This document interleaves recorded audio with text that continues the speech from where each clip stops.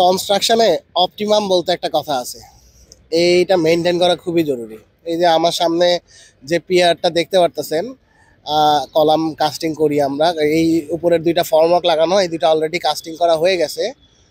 আর এই যে যেটাতে ফর্মওয়ার্ক লাগানো নাই এটা খুলে তারপরে কাস্টিং করা হবে।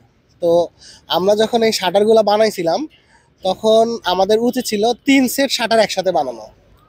এই শাটারগুলো অনেক হেভি, এক সেট শাটার বানাইতে প্রায় 70-80 হাজার টাকার উপরে খরচ হয়ে যায়। তো আমরা কস্ট সেভিংসের জন্য চিন্তা করছিলাম যে 2 সেট শাটার দিয়ে করে ফেলবো।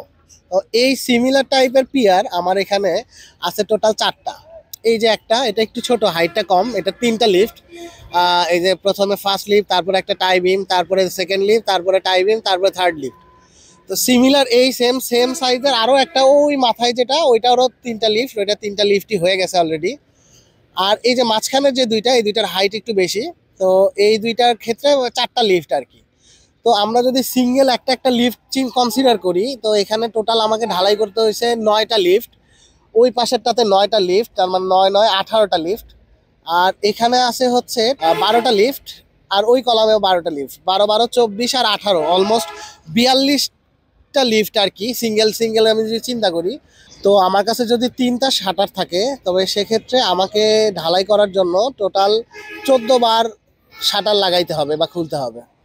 আর যখন আমার কাছে 2টা শাটার আছে তখন এই 42টা ঢালাই করার জন্য আমাকে কিন্তু 21 বার ঢালাইয়ের অ্যারেঞ্জমেন্ট করতে হবে। তাহলে 3টা শাটার বানানোর কারণে আমার ঢালাইয়ের অ্যারেঞ্জমেন্ট করতে হচ্ছে 14 বার। আর 2টার কারণে, 2টা বানাইছি যেটার কারণে করতে হচ্ছে 21 বার। এই যে 14 আর 21-এর মধ্যে ডিফারেন্স কত? 7। এই 7 বার কিন্তু আমাকে কাস্টিং এর অ্যারেঞ্জমেন্ট বেশি করতে হচ্ছে। তো এই কাস্টিং এর অ্যারেঞ্জমেন্টে কিন্তু অনেক খরচ, বুম পাম্প আছে এখানে, আমরা অনেকগুলো ম্যান পাওয়ার অ্যাসাইন থাকি, ট্রানজিট মিক্সার থাকে, ক্রেনের ওয়ার্কিং আওয়ার আছে, সব মিলায় কিন্তু ওই 70,000 টাকার থেকে অনেক বেশি কস্ট চলে যায়। তো কস্ট সেভিংসের সময় আমাদেরকে অবশ্যই চিন্তা করা উচিত যে কোন ওয়েতে গেলে আমাকে আমি কস্টটা আসলে বেশি সেভ করতে পারবো। এখানে আপাত দৃষ্টিতে মনে হয় যে একটা শাটার বানাইতে 70-80 হাজার টাকা বেশি খরচ হয়ে যাচ্ছে, তো এখানে মনে হয় আমরা সেভ করতেছি। আলটিমেটলি আমরা 70-80 হাজার টাকা বাঁচাইতে যায় আরও বেশি খরচ করে ফেলতেছি।